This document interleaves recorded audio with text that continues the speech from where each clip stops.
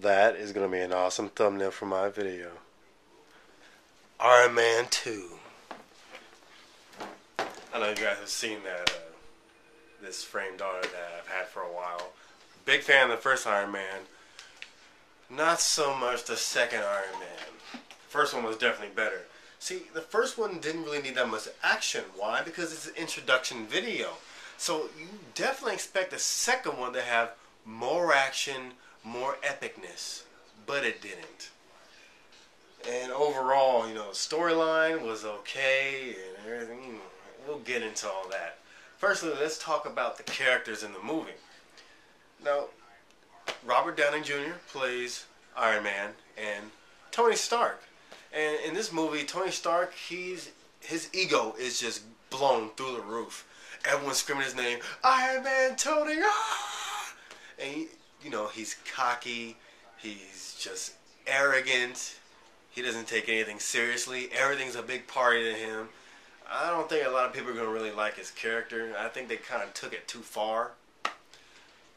And because of that, I have some bad news towards the end as well. Don Cheadle, stay out of Iron Man. I don't know what his character's name is. I forget because I really did not care about him. Didn't care. All I know is his name is War Machine. That's how I know him. Don Cheadle. Oh man, seeing Don Cheadle there makes you wish Terrence Howard was back. Terrence Howard just fits the role better. I mean, he's standing up there, this skinny Don Cheadle guy. He looks like freaking Zaz from Final Fantasy 13. I don't want that in my Iron Man.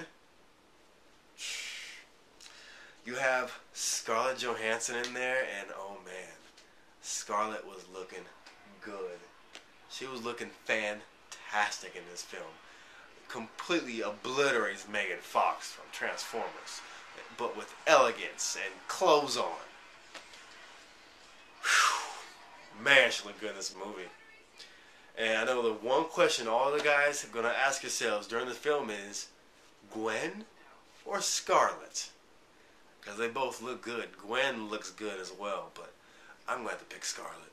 That's just my personal pick. You guys let me know in the comments area which one you pick. Let's see, who else was in this film? The dude that played, I don't know if his name was Yvonne or something like that. The bad guy, whatever. He was okay. You don't see much of him. You don't really understand much of what he says either because he speaks Russian most of the film. And then you have the competitors. The competitor guy that owns Hammer Industries, I think it's called, that competes with Stark Industries. And, he's like the corporate douchebag. I want to outdo them. I'll do whatever it takes to do it or whatever.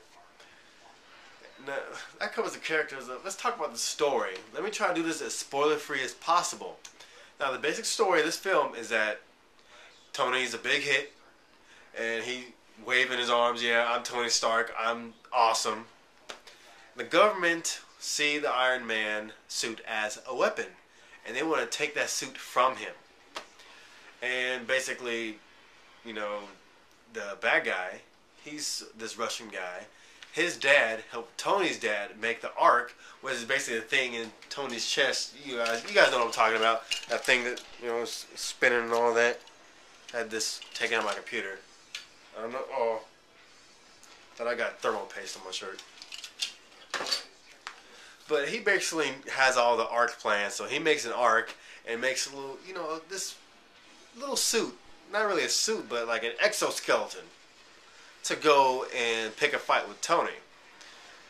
And, things don't work out well. He ends up being taken in by the Hammer Industries guys, and they make him upgrade their prototype suits to try to compete with Tony Stark's. And, things become push to shove, and Tony has to fight a lot of robots, towards the end. If you guys have seen, yeah, those right there, those. You guys see it in the trailers. And now that's the basic story, as spoiler-free as I can make it. And let's see, the action sequences and special effects. Let's talk about those. Now, the action sequences were pretty short pretty short indeed. And the biggest one, the last one, wasn't very good. You know, Tony had to fight those robots, and it was more, for a while, it's just flying around, dodging stuff. And then him and War Machine get to get down and, you know, kick some butt. That was pretty cool.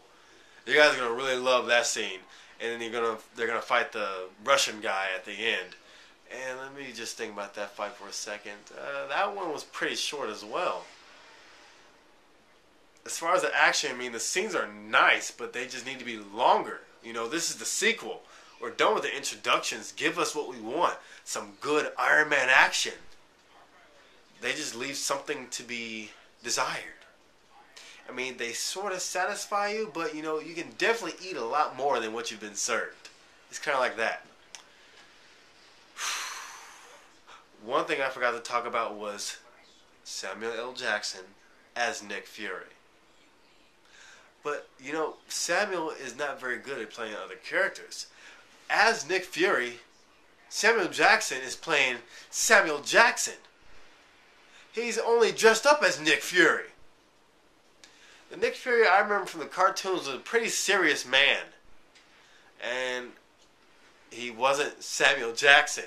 You know, this is not Black Snake Moan. This is not Lakeview Terrace. Take those roles, he's the same character. It just doesn't fit. They could have found some other black guy to play him. I would make a better Nick Fury. Maybe not. You know, I would act a better Nick Fury. I wouldn't really look the part. Let's see. What else do we have to talk about? Oh man, I really did like that. They had a briefcase that was his suit. If you guys seen the cartoons, the one I specifically remember was one where the one with Hypnotica, I think her name was. And I think there was another one where his girlfriend was like Spider-Woman. But I think it was the older one where he had like a suitcase that would unfold into his suit. And they had it in the movie. That was friggin' awesome. Yeah, you guys got to see the scene here where they fight the robots. I mean, it was pretty cool. Special effects were definitely there, but the scenes needed to be longer. But anyway, that's about all I can really say about the movie. In conclusion, all the characters were pretty good, except for Don Cheadle and Nick Fury, Samuel L. Jackson, War Machine. The storyline was okay. It definitely left something to be desired. You know, the beginning was okay. The middle was pretty drawn out. I mean, they left you a long, long time without any real action or anything. But the storyline does have a lot of comedy. It's going to make you laugh. The film is going to make you laugh.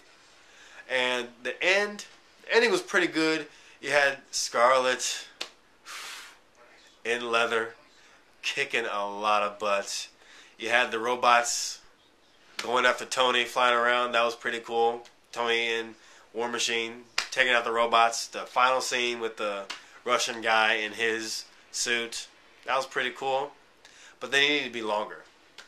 And then after that fight, you have more comedy. A lot of comedy in this film, but it wasn't very bad. It was good comedy. Very enjoyable. And you guys need to stay after the credits to see the new, small trailer for the next Marvel movie, which is going to be sweet. I'm sure you guys already know who it's going to be, but for those who don't know, you stay after the credits. I gotta tell you that. Now, for the thing that I was talking about before, I read some details on Iron Man 3.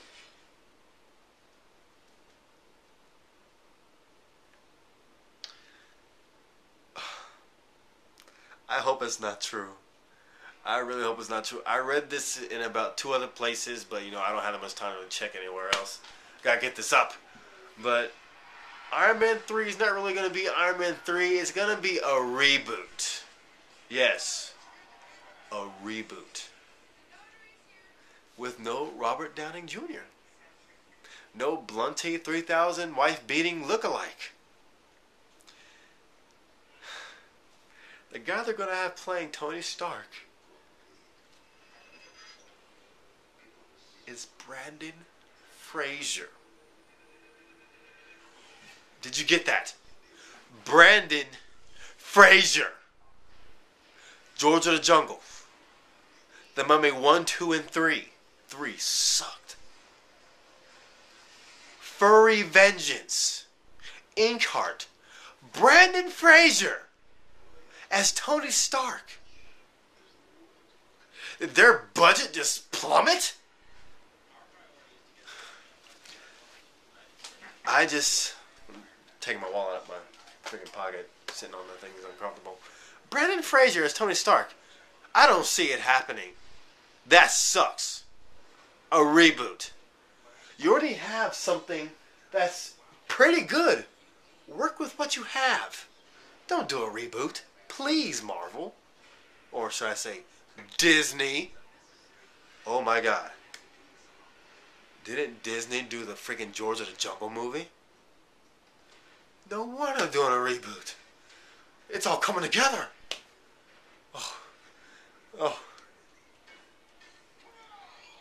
Oh man, I'm getting a headache now. Anyway, that's my review on Iron Man 2. The movie, it satisfies you, but leaves stuff to be desired. Fans of Iron Man probably will be disappointed, while those who don't know anything about Iron Man will probably enjoy it. Storyline? Characters? Scarlett Johansson? Yeah, very much so, yeah. And the action scenes, pretty good. And what I've decided to do is review a movie in theaters every week. Every Thursday night at midnight, I'll be going to see a movie. What movie that will be decided by you guys. Comments area, tell me what you want me to go see. I think next week, the only big release is Robin Hood, so I'm pretty sure that's what everyone's going to be telling me to go see. So if there's anything else, you guys, just let me know. I'll be there. Until then, I'll see you guys later.